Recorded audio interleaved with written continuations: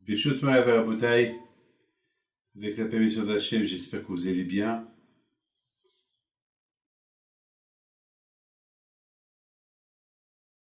Cette paracha de cette semaine, c'est une paracha qui est très spéciale, la paracha du Hegel. La paracha où les Israéliens ont fait la faute du veau d'or, et jusqu'à maintenant on paye pour cette faute-là. Et c'est bizarre, hein, parce que, en fait, c'est pas tous les Juifs qui ont fauté. Si on voit ceux qui étaient condamnés à mort, c'était à peu près 3000 personnes. Donc pourquoi toi, Israël, était condamné à être exterminé? Et quelle est la raison pourquoi Akadosh Baruch Hu, il a voulu que ce soit de cette manière-là? Bien sûr, il faut comprendre. Alors, il faut savoir une chose, que la deuxième question qu'on doit se poser, c'est comment est-ce possible que les Bnei Israël, après tous les miracles qu'ils ont vus, amen, vous vous rendez compte, même l'Égyptien qui se convertit au judaïsme, ils savent, ils ont découvert que Hachem c'est le plus fort, que Hachem c'est l'éternel. Jusqu'à maintenant, ils ont vécu dans le mensonge, que c'est parole de Dieu. Vers la fin, ils ont vu que Paro, c'est un être humain, c'est un menteur, c'est un vaurien, c'est un rachat. Il les a fait tromper, il faisait ses besoins en cachette, dans le Nil, parce que il se montrait soi-disant que lui il va pas aux toilettes, c'est un Dieu, il va pas aux toilettes.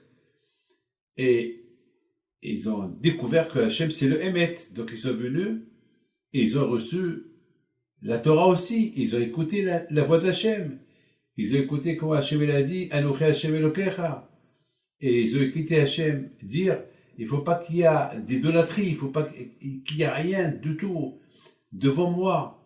Alors c'est bizarre. Alors comment? Alors, ils se sont convertis au judaïsme, c'est eux qui ont posé les Juifs à fauter, c'est Erev Rav. Alors on se pose la question. Alors comment? Hier, ils ont tout lâché, ils ont abandonné leur famille en Égypte, ils se sont convertis au judaïsme pour que maintenant ils font le veau d'or, ils ont écouté la Torah, ils ont vu les miracles.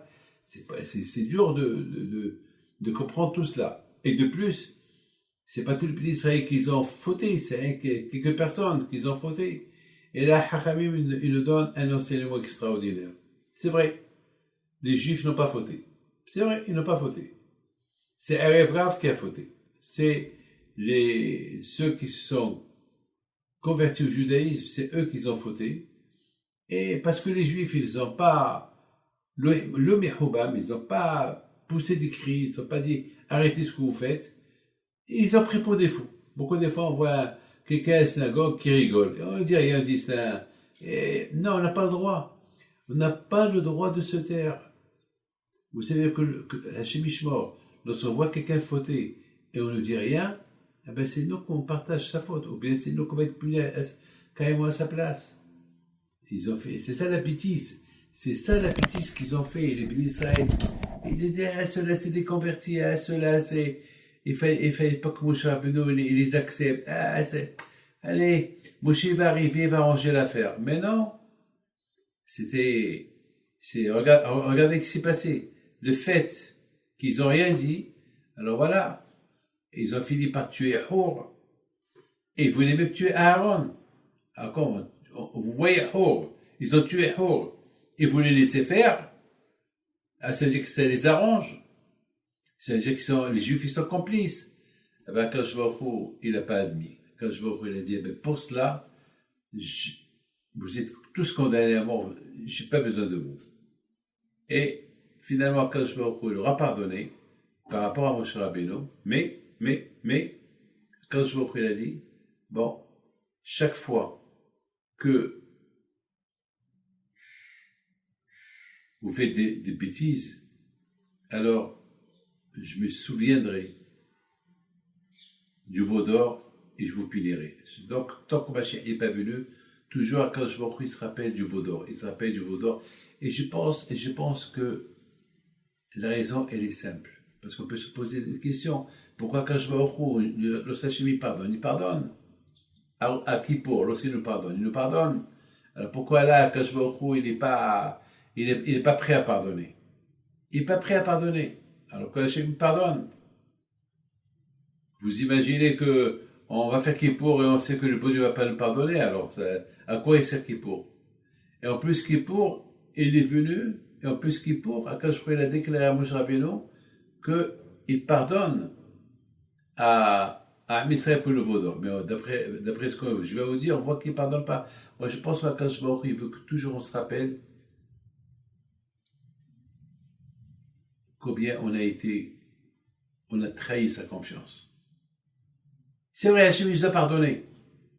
Mais Hachem il nous a pardonné sous condition que jamais on recommence. Et si on recommence, il va se rappeler de ce qu'on a fait. Donc, à Botaï, c'était un pardon avec condition. Vous savez, on a un klal qui dit que celui qui dit je faute et je fais tchouva, ben, cette tchouva, elle est pas bonne. Ou bien, quelqu'un qui a fait tchouva, il faute, il fait tchouva, bon, le bon Dieu peut lui donner une chance. Et encore, il faute. Ah non, ça y est. Donc, c'est la raison pourquoi la faute du vaudor, jusqu'à maintenant, Akash il nous la rappelle. Pourquoi? Parce que Akash il n'a pas admis comment on voit ceux qui sont convertis. Pourquoi? Nous-mêmes, on ne les a pas punis. Nous-mêmes, on les voit tuer Hor. On les voit qui veulent tuer Aaron, qui était le Kohen Gadol, qui était le tzaddik, le frère de Moshe Rabbeinu, le libérateur. Et on se tait. Et eux, ils ont dit, bon, Moshe va venir, il va mettre de l'ordre. Mais non, on n'a pas le droit de faire ça. Il faut, Moshe Rabbeinu, alav shalom, il va venir. Mais entre-temps, le fait que vous dites rien, le fait que vous voyez des gens qui font le veau d'or, ils sont en train de danser autour de lui, ils sont en train de faire des bêtises, et on se tait, c'est pas normal. D'ailleurs, on voit que Akadosh Baruch Hu, depuis le départ, il a dit à Moshe Rabbeinu, il ne faut pas les accepter. N'accepte pas ces Égyptiens qui veulent se convertir. Parce que ils n'ont pas dans le sang Zechot Avot. Ils n'ont pas dans le sang. Mais ils se convertissent uniquement parce que ils ont vu des miracles. C'est par rapport aux miracles. C'est comme qu'il y a des gens qui se convertissent au judaïsme pour se marier. Je peux vous raconter quelque chose. De ma vie, j'ai vu. Moi-même, je me suis trompé. Moi-même, je me suis trompé sur le compte d'une femme qui était vraiment tzadéket, c'est inimaginable. Elle s'est convertie, j'ai même donné mon aval à sa conversion. Malheureusement, je me suis trompé. 2 fois dans ma vie, je me suis trompé. Et malheureusement, elle s'est convertie, était bien tout le temps, mais à un moment donné, elle a tout lâché. Mais je dois vous dire quelque chose. C'est pas de sa faute. J'essaie de trouver la juger de Kafsrout. C'est pas de sa faute. C'est de la faute de son mari. Parce que son mari il est pas religieux. Son mari, il est pas religieux. Alors elle s'est convertie, elle était prête même à se couvrir la tête. C'est son mari qui l'a fait des embauches tout le temps. Et c'est son mari. Ben pour vous dire que beaucoup des fois, quelqu'un qui marie une convertie, il faut qu'il soit exemplaire. Vous allez bien écouter ce que je vais vous dire. Maintenant, comment on va expliquer ce peuple-là de Erevra, ces Égyptiens qui ont vu des miracles, et que Moshe Rabbeinu les a acceptés, ils ont écouté la voix d'Hachem, ils ont participé à tous les miracles. Comment ils sont tombés? Ils ont commencé à calculer, ils sont tombés à tel point que ils ont causé du tort à toi, Israël, parce qu'ils n'ont pas Ils n'ont pas, ils ont pas arrêté depuis là-bas. Mais comment ça a commencé? Mes amis, il faut savoir une chose. Amalek est très fort. Amalek est très fort. Amalek est très fort. Vous savez que nous, les Juifs, combien on doit être exemplaires. 100% que si les Juifs, même qu'ils n'ont pas fauté avec le veau d'or, mais s'ils étaient des bons exemplaires, tant que Moshe Rabbeinu descend, eh ben, ces convertis-là, Erev Rav, ben, ils n'auraient pas fauté. Ils n'auraient pas fauté. Parce qu'il y a de qui prendre un exemple. Il y a de qui prendre un exemple. C'est vrai, eux, ils n'ont pas fauté. Les Juifs, ils n'ont pas fauté. Mais ils n'ont pas fait comme qu'il a fait Yehoshua ben Nun. Yehoshua ben Nun, il a attendu. Pendant 40 jours et 40 nuits, il était assis en train d'étudier la Torah. Il attend Moshe Rabbeinu. Il attend Moshe Rabbeinu. Pourquoi ils ne sont pas partis à côté de Yehoshua et attendent Moshe Rabbeinu jusqu'à qu'il descend? Ils seraient tous dans la Torah. Non, chacun est resté dans sa tente. Et le fait que chacun est resté dans sa tente, alors ils sont un peu affaiblis. Ils se sont un peu... Ils rafouillent des.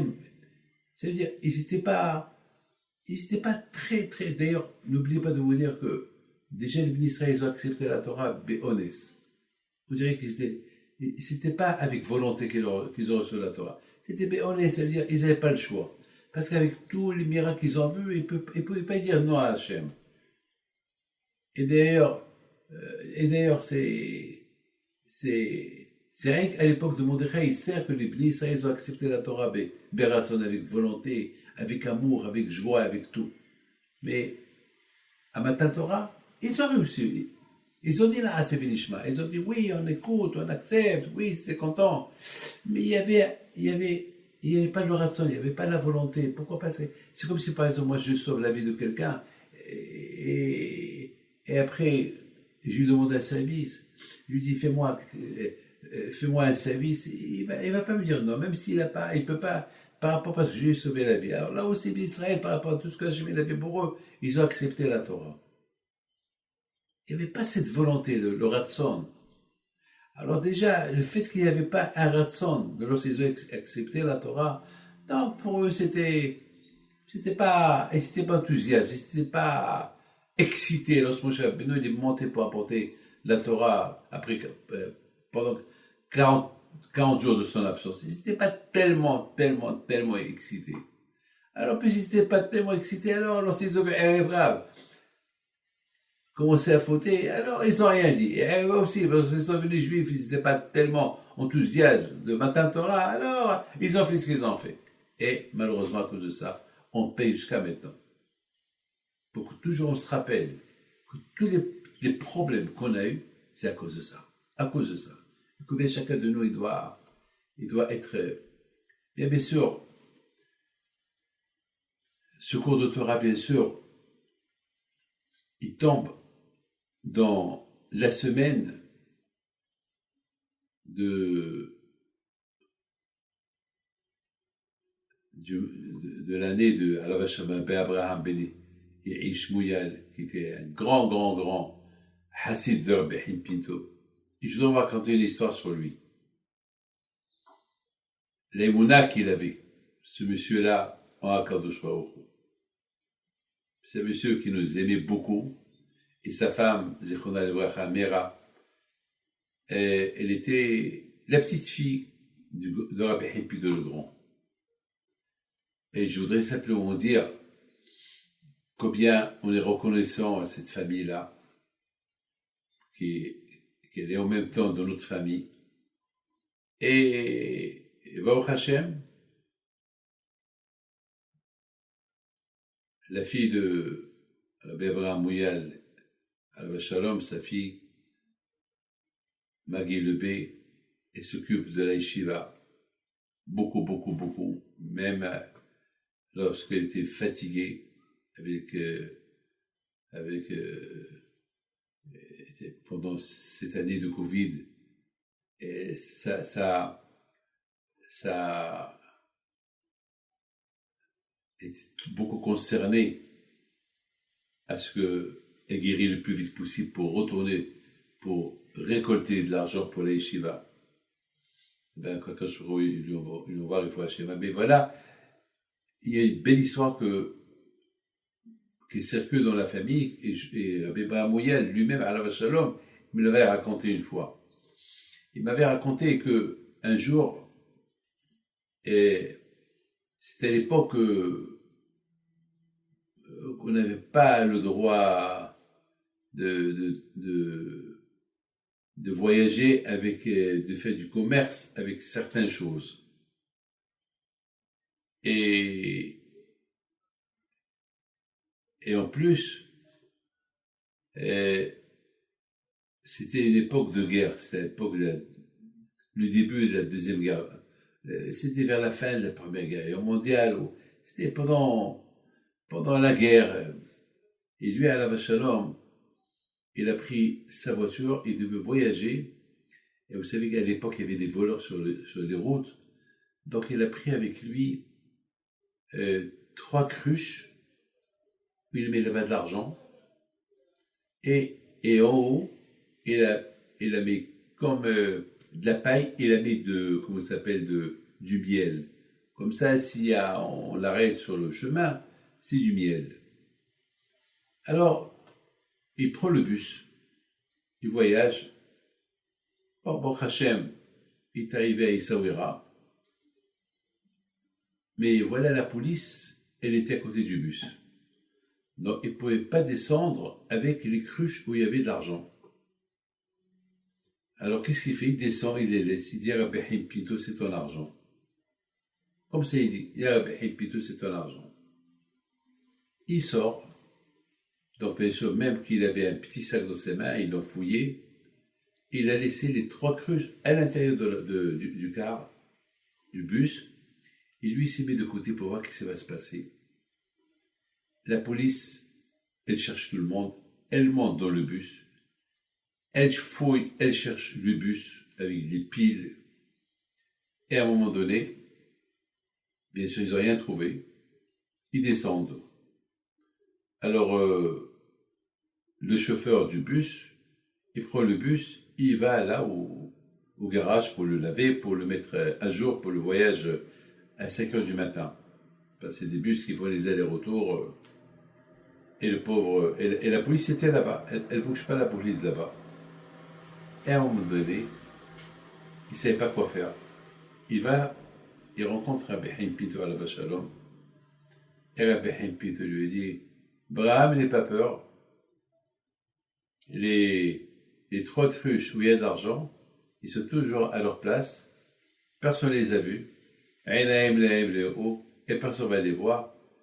Vers 5 heures du matin, avant que le bus il commence à prendre les passagers, tu vas aller et tu vas prendre tes cruches, personne ne va te voir, n'aie pas peur, je t'ai surveillé jusqu'au matin. Et mes amis, il faut avoir les mouna pour croire tout ça. Déjà, Rabbi Abraham Mouyal, le fait qu'il entend ce que Rabbi Haim Pinto lui dit, c'est une névoie, c'est une prophétie. Donc il était dans tous ses états. Donc toute la nuit il n'a pas dormi, il attendait avec impatience le lever du jour, 5 heures du matin. À 4h30, il va à la station du bus, il voit le bus, des gens déjà qui venaient pour prendre place. Il vient avec un monsieur, avec un chariot, et il monte, écoutez bien ce que je vous dis, il monte, il prend ses 3 cruches, il prend la première, il descend, il remonte, il prend la deuxième, il descend, il remonte, il prend la troisième, il descend, il s'en va. Le chauffeur, il lui a dit, Taz Abraham, je dis, qu'est-ce que tu as pris du bus? Il a dit, j'ai pris mes cruches. Il a dit, oh là, on les a pas vues. Il a conseillé, juré, mais comment? Mais on les a pas, elle avait le bus. Ah oui, c'est des cruches de... Et comment la police, elle les a pas vus? Mais comment c'est? C'était un Kiddush Hashem. Ça, c'est la Emouna.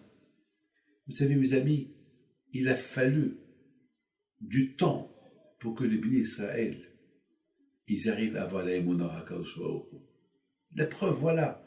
La preuve que, aujourd'hui, ça nous a pris des milliers d'années pour qu'on arrive à être convaincu que Hachem, c'est Hachem.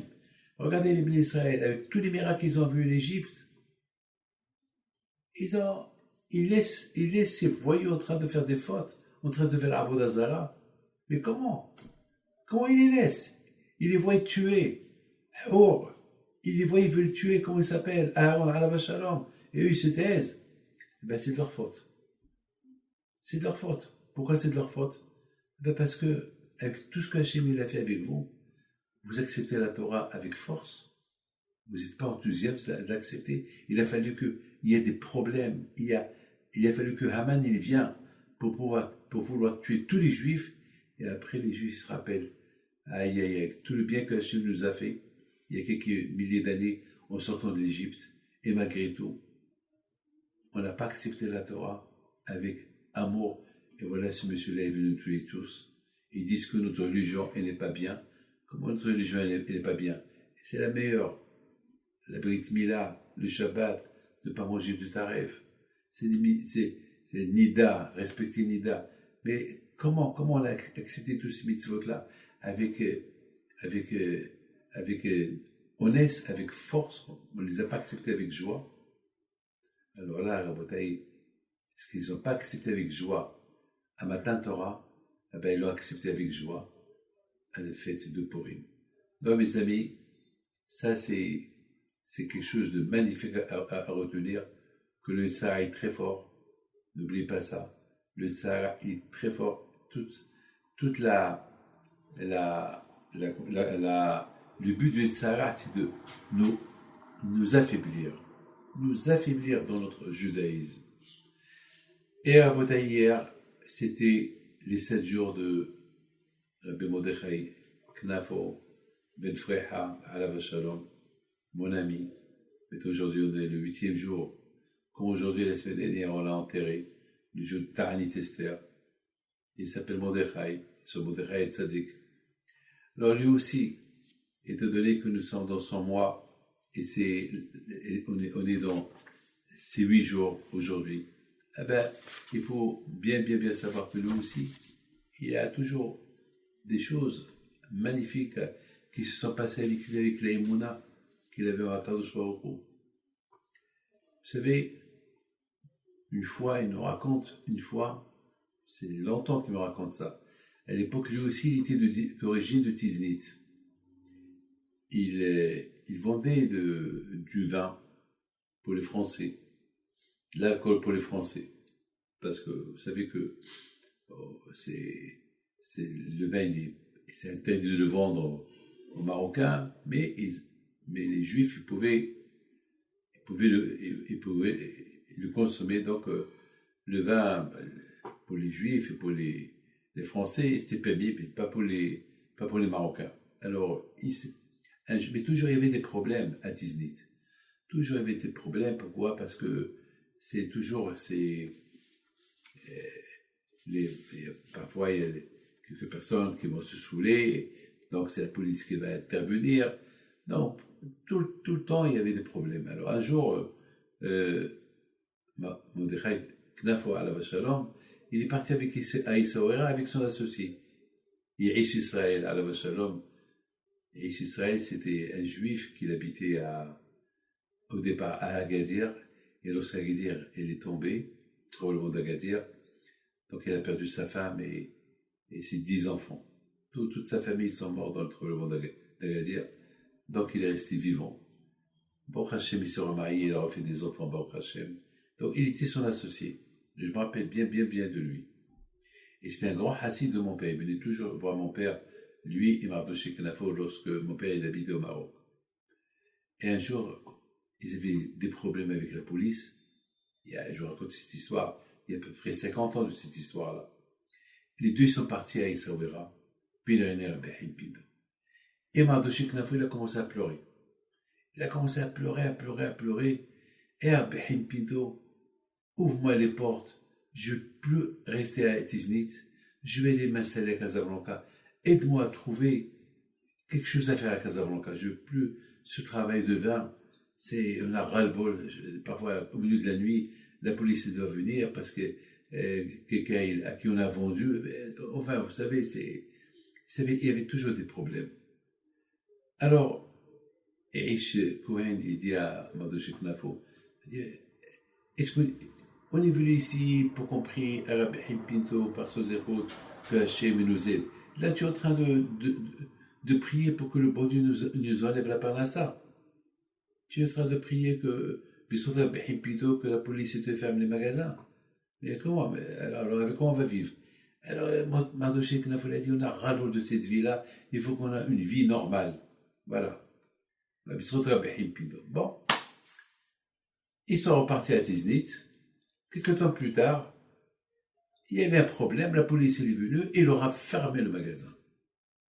Mais là, la police, ils ont décidé de ne plus ouvrir le magasin. Ça y est, c'est fini. Et ils ont dit, ça ne peut pas.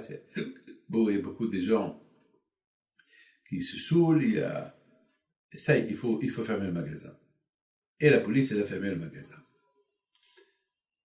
Et à Mardoché Knafo, il a commencé à pleurer, il est parti chez Eish Israël Cohen, et il lui a dit, mais c'est toi qui as prié. Tu as prié chez Rabbi Pito, mais toi voilà. Mais toi, moi, il lui a dit, moi, j'ai décidé de faire ma aliyah en Israël. Quant à toi, cherche quoi faire. Alors, il est parti à Casablanca. Il est parti chez son frère, Haïm, et Zechoni Bracha, Mardoché Knafo. Il voit comment Haïm fait du business dans les tissus. Et voilà, il lui dit, ça ne te dérange pas que un jour je viens m'installer ici à Casablanca. Et Haïm Zachel lui dit, eh ben, c'est ma joie, viens ici, on va s'associer ensemble, on va commencer à vendre du tissu. C'était à l'époque, le tissu marocain, qu'il faisait du business avec les Marocains, du tissu marocain, ça marchait très bien. Et Baruch Hashem, Mardoché Knafo, il est retourné à Tiznit, il a dit à sa femme, Zari, ça y est, on quitte cette semaine Tiznit. On va à Casablanca, ils ont trouvé une maison, et Baruch Hashem, c'est là-bas que Baruch Hashem, il a réussi. C'est là-bas que je l'ai connu quelques temps plus tard. Je vous dirais quelque chose. Imaginez-vous que Mardoché Knafo, il ne serait pas parti à Casablanca. Il faut savoir que c'est grâce à lui que je fais la Iloula au Maroc. C'est lui qui m'a poussé. C'est lui qui m'a poussé au mariage. C'est lui qui m'a poussé en tout. Imaginez-vous qu'il ne serait pas venu à Casablanca.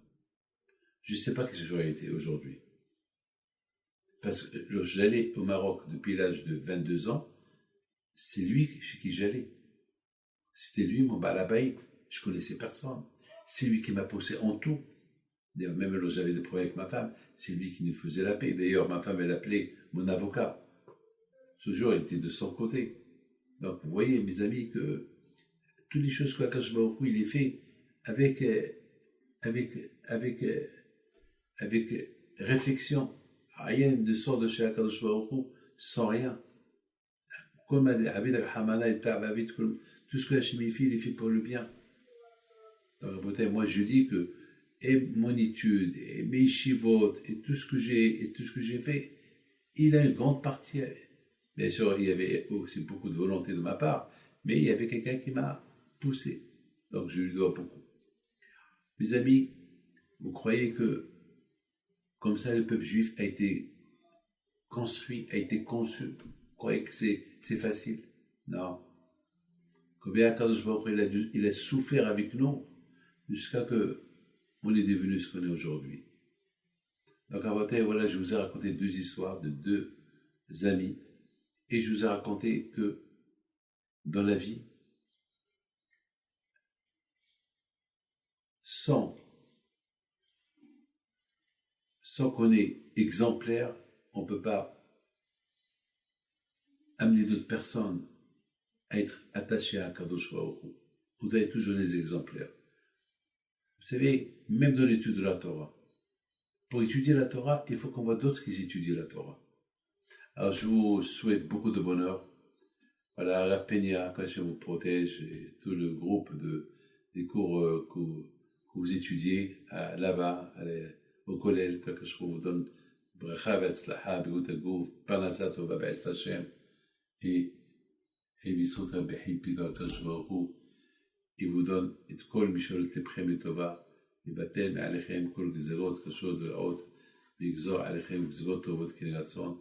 Alors ce cours de Torah qu'on a fait aujourd'hui, le Nishmat Rabbi Abraham ben Yehi Shmuyal, et le Nishmat Ben Mordechai ben Freha Halav Shalom, ben Freha Knafo Zichron Livracha.